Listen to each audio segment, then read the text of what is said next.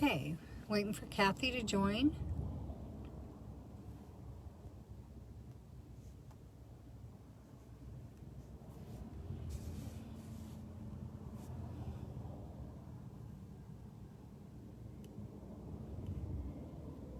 Oops, I'm trying to tag Kathy.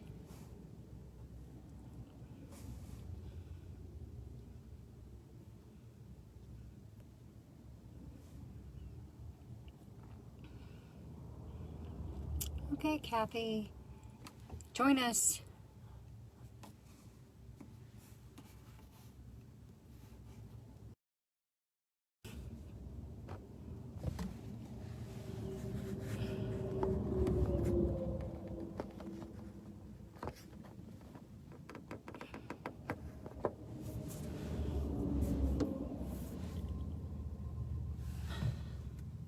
Okay, I'm waiting for Kathy.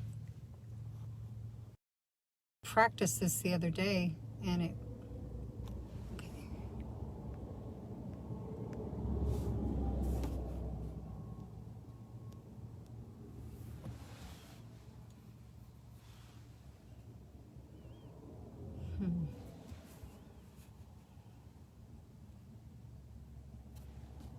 Oh, okay. Make sure my volume's turned up. Sorry, my hand's in the way. Kathy, it says it's adding you.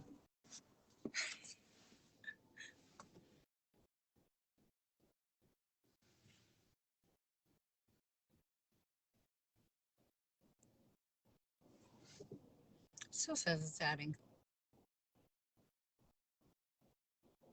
Okay, there you are. I forgot to rotate it. Hello. There's this one. Little Okay, baby. you may need to turn your volume up because I can't hear you. Okay, hold on. How about there? Better. Didn't take. Okay, now I really can't now that you put your Bluetooth in. Oh, now. Is that better? A little. Why can't I hear? Okay. Hopefully everybody else can hear you. Okay. I'll just scream it out. Okay, so start out with, why don't you tell everybody a little bit about you? My horse is deep throating me. That was not a good idea to stand next to my horse, I don't think. Let me just put my hat back on. My horse just ripped it off my head. Good horse. So, I've been around the barrel racing world forever.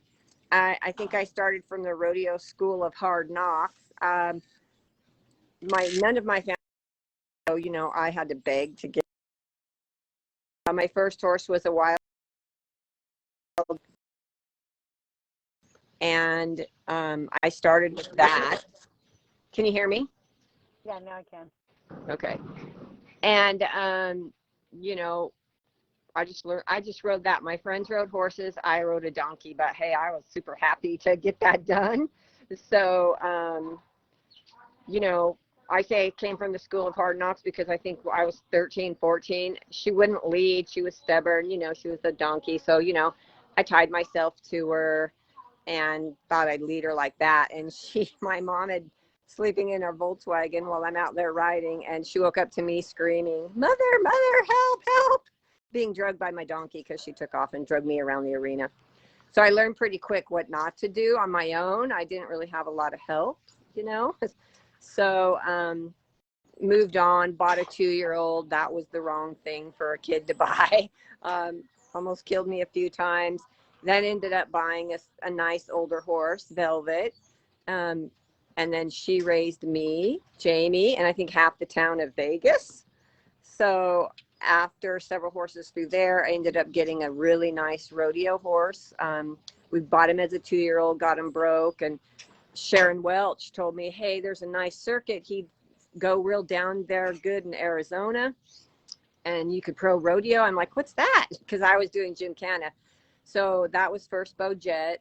and just brought him along, trained him and myself. I had a good idea of what to do, but he was just such a nice horse. He kind of showed me what a nice horse could do and let me have nice soft hands in the beginning.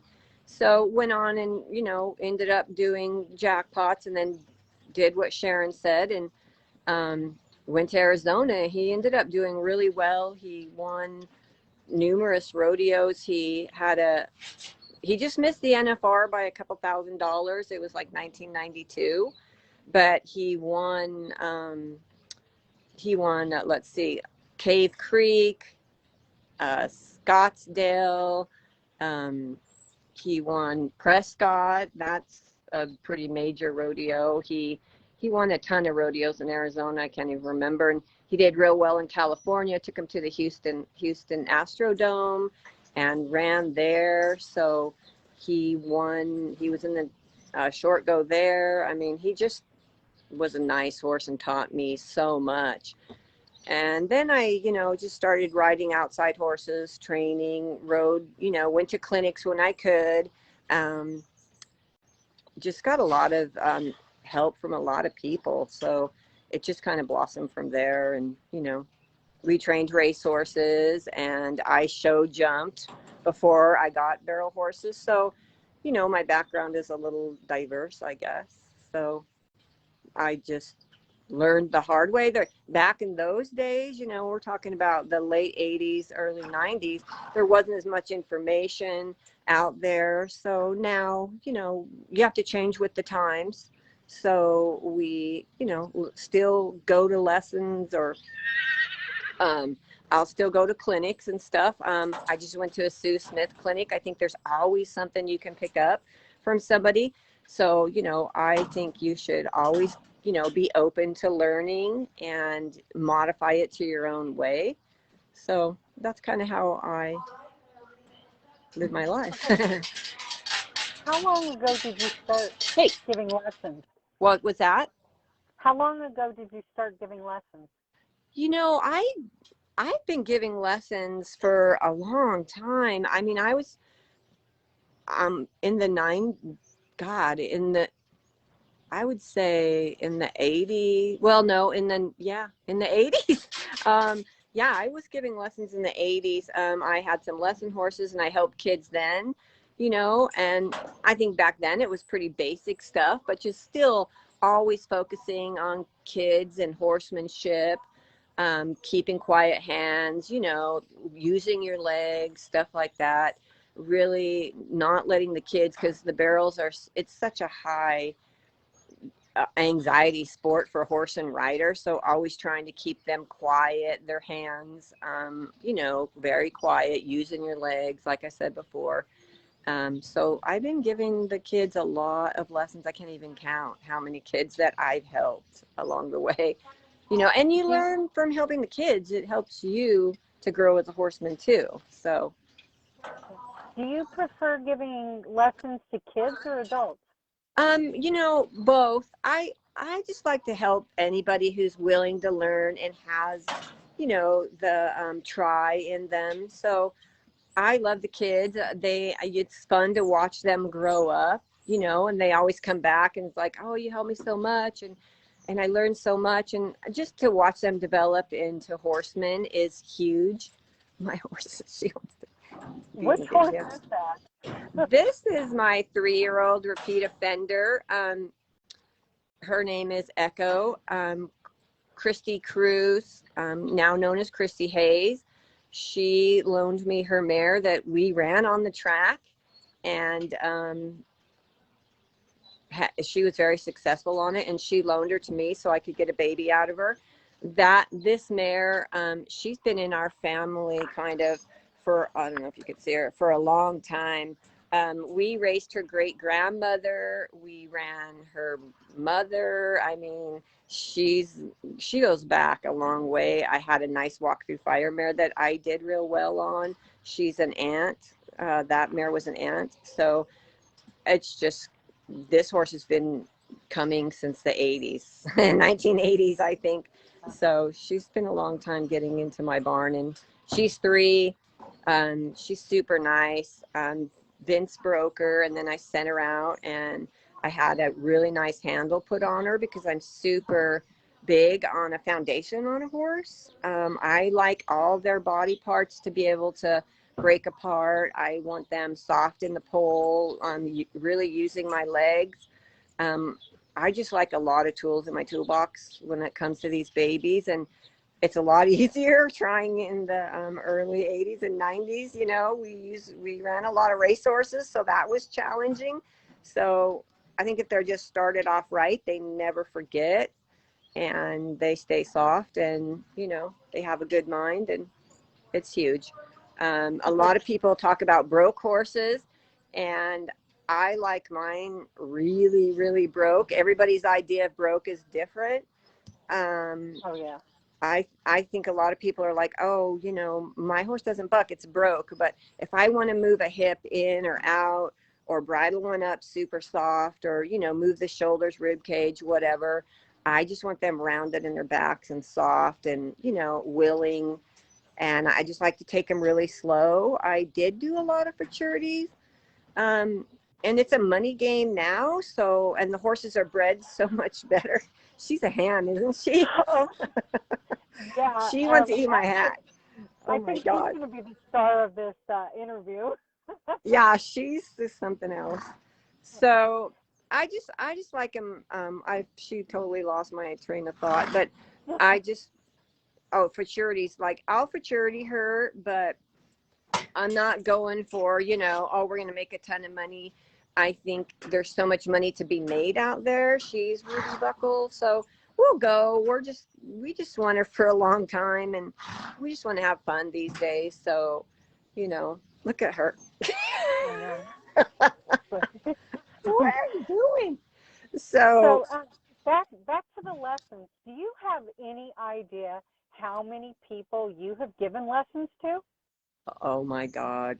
You know, I would say hundreds easy, because I've been doing this for 50 years or more. I hate to say, probably. So, yeah. Yeah, 50 years. So, So, um, almost 50 years. So, yeah, I would say hundreds. We've trained thousands of horses on the track, in the barrel pin. You know, there's a pretty long list. I can't even remember so many. I mean, there's always the standouts that you think about. So I've trained for so many people, you know, and some of those horses went on to do good. I've helped Izzy Coughlin here. She just was second in the Pink Buckle against Hello Stella, the all-time leading futurity horse winner. Um, she bought that horse and got it started, and I just kind of helped the last year help her finish it out, and you know, give her a few lessons, get some pointers, and um, she won $120,000. So that was a pretty big high that we all could enjoy, you know, just being a small part of that. And you know, we've helped kids become national champions at high school rodeo, and Jamie herself was always going back to nationals, and there's been a lot of kids and a lot of highs, and it's just been a fun ride. I mean, I wouldn't change anything for the world, really. You know, sometimes it always has its ups and downs, but it's been worth it, you know. okay, we have a question pop up. Do you like them to start running at 4 or 5? You know, I think when I started Bo back then, we only could do 4, but then as time progressed, they opened it up to futurities to 5. So, you know, I'm not super big in the futurity world. Like, I like a horse for the long haul, and a lot of horses do great and they're fine. So I kind of wait till they're 5. I just like to bring them along slower these days. I like them for the long haul. And there's nothing wrong with asking them to run at 4 if you have the right minded horse. But you watch some of those horses win and you're like, oh, this is easy. I'm going to get my horse ready and I'm going to do that. But they're not all equal. So it takes, you know, the right horse at 4 to bring them along, I think. But they're running them at 3 in the juvenile, and they're really doing good. They're bred better these days than what they used to be. So it does get a little bit easier. But I like my horse to mature in his legs, and a lot of people will run a lot of futurities, you know, a lot, and that can be hard on them. And some people pick and choose. Like with Izzy, you know, she didn't go all over. We just kind of got that mare season. She's 5, and she just peaked at the right time. And you know, Izzy's like 10, so that was phenomenal, you know, right there to watch that. So it can be done. I think you just have to be careful and have the right horse to run him at 4. Is there anything that you would really like for people to know and understand about not just barrel racing, but the horse industry, everything? You know, it can be a tough business. I think, yeah, you just have to treat people right, you know, and not burn your bridges, and, you know, be a little bit modest. And, you know, we all like to post on Facebook, oh, you know, we did this or we did that. It's just been fun. It's great. But you just have to treat people right, and you have to have a lot of compassion. You need to treat your horses right. You're always in the public eye. And these days, you know, people are always watching. They've always got a video camera on you or something. So I just think having a lot of compassion is really important, and treating people with respect is a big deal these days. It gets lost, you know, on Facebook a lot. So, yeah. Okay. Could you tell us all about all of your horses and a little bit about each one? Okay, well, the ones that I have now, I've kind of downsized a little bit. This filly, Echo, my 3-year-old, so we talked about her already. So I have Marilyn. I bought her off the internet for a few $1,000s. She's 9 now, and I think I got her when she was about 2.5. And she had about 15 rides. I just finished her out, brought her along slow. She missed out. She had an OCD in her hock. She was kind of pulling off barrels a little bit. And I thought, you know, she's just really a good horse. She shouldn't be doing this. At first, I thought maybe it was the speed, but her training went so smoothly when I added speed, and I thought she shouldn't be doing this. So, you know, I talked to my vet, Leslie Sure, and I said she has these bogs on her hocks, and I don't know, she's pulling out. And Leslie said she probably could have an OCD. So I had my other vet, Jackie Melton, here, x-rayer, and I had to stop, drove her up in a snowstorm up to Salt Lake, had her operated on, and gave her her 5-year-old year off and brought her back. And she's just been going ever since, not a problem. So sometimes horses get hurt. I'm a big believer in, you know, if they're not showing lameness, it doesn't mean that they're not hurt. So we have her, and, you know, she's not super fantastic 1D horse, but because if everything goes right her way, sometimes, yeah, she gets 1D checks. So she's mostly 2D, but I have to ride her right. So sometimes I don't always ride her right. But she's a super fun mare. We pony colts on her and all kinds of stuff. And, you know, she loves kids. You can get lessons on her. So I have her. And she's by Frenchman Fabulous. So she has some stellar relatives. And then I have, let's see, what else do I have? I just got a 3-year-old filly that is by Majestic Cartel. We ran her on the track, so not much as a 2-year-old. I'm going to start riding her and getting her ready. She's behind, but she's good-minded. And I have a colt by KG, Fame, out of the Lindslinster mare, and I ran him this year and just brought him along slow. He started acting a little weird towards the end of the year, so we gave him some time off. He just got a little bit sore, and we've had him to the vet, and so we've just decided to give him a break for the whole year this last year and just turn him out. But he's been a fun horse too, so I have 4 right now. So yeah. Okay. I just got another question. I can't hear you at all. Oh, I said I got another question. Did it get muted? Because I can't hear anything. No, I'm not muted. Can you hear me? I can't hear anything. Okay. You sure you can't hear me? No? Still can't hear me? Bluetooth back there. Because I can hear you. Okay, can you? Yeah, Can you hear me? I can hear you now. Okay. I have a question. How often do you like to put a young horse just learning on the barrels? Um, so what age are we talking about? 3? Because I usually don't like start them on the pattern till they're at least 3, because their knees are open, their bones are, I'm getting them broke. And I'll start my horses like, I won't even show them the pattern or the barrel. I'll make sure I can lope tiny, nice collected circles with my horse really responding on a loose rein, kind of holding him accountable for him maintaining those circles.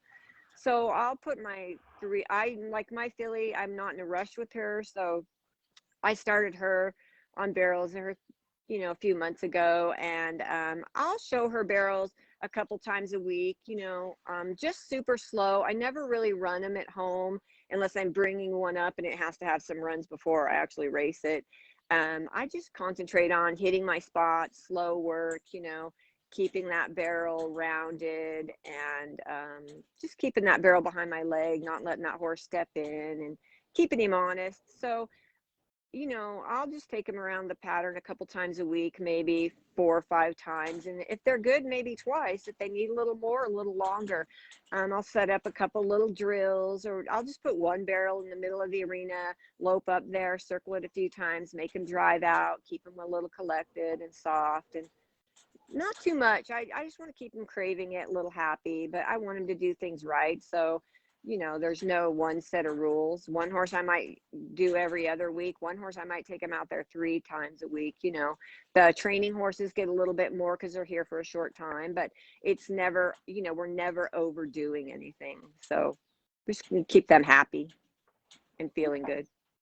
I think that answered the question. Yeah. So I guess, is there anything else you'd like people to know?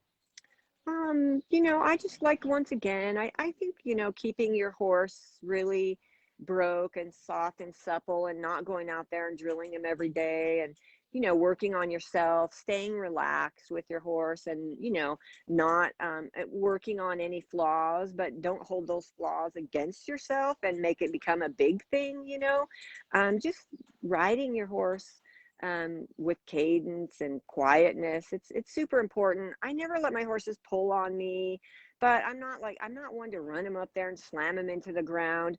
If I get a horse that, um, really gets a little pushy, I'll just walk him up there, trot him. I'll just sit there and look on my phone and let him stand by the barrel for a few minutes.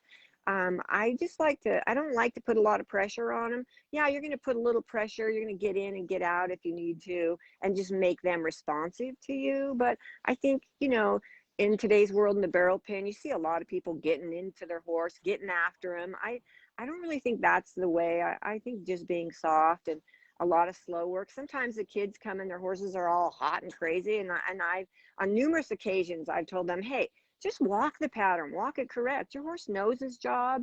If he's hot and he's getting nervous, just let him walk until he's bored with it.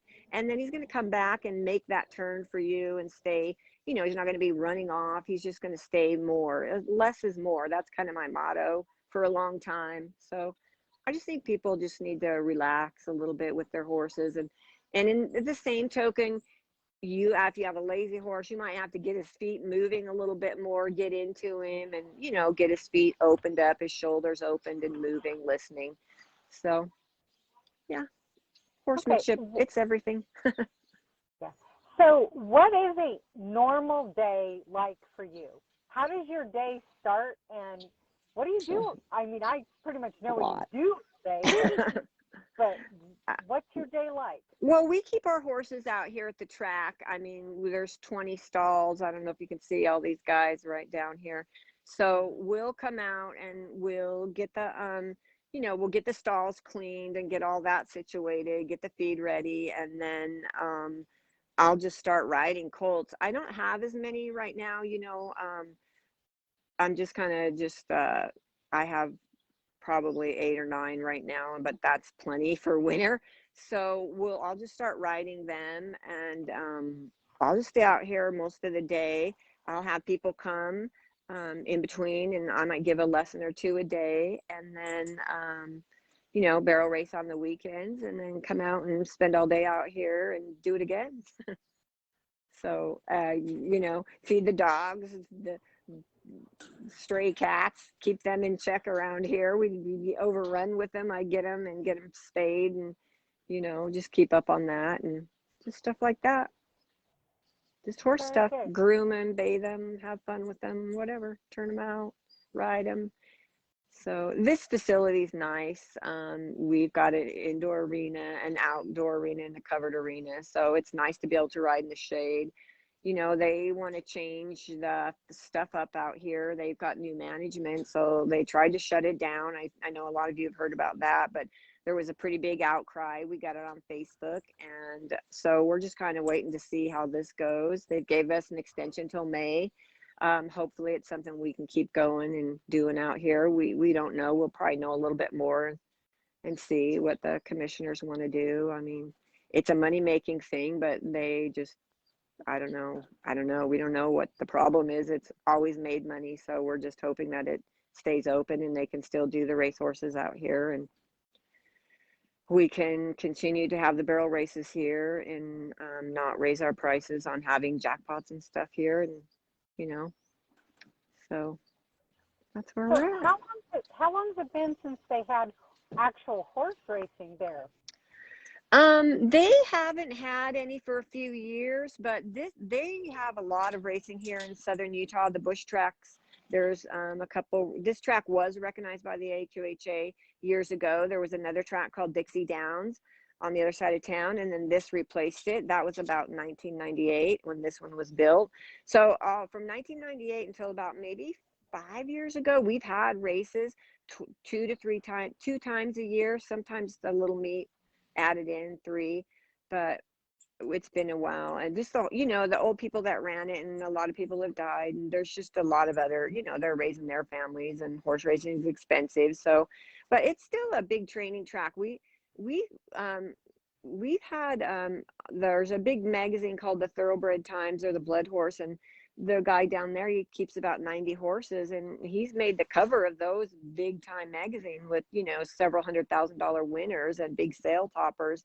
So there's been a lot of great horses come out of here. Brett Vickery had the All-American Futurity winner, AB What a Runner, come out of here. So she won over she won over $1.3 million. She came right out of here, started out in Idaho and went on. Holly and Mark Skeen have had some really big winners over the years, and Lynn and Jackie Melton, they've had nice horses. So there's been some big time horses come out of here. We're just not the backyard, racetrack. So it's been amazing, the horse flesh that's been back here. So it's a big deal. Very cool. We want it to continue, so hopefully it will. Well, I think we pretty much covered everything. Okay, sounds good. Thank you very much for doing this interview. Okay, and you're welcome. I'm sure if anybody tags you in the comments, I'm sure you'll get back eventually to answer any questions. For sure. All right. Sounds good. Thank Anybody you so has much, any Kathy. questions, they could just put it on there. All right, we'll see you guys later at the barrel race. You take care of yourself. You too. Okay. Bye-bye. All right.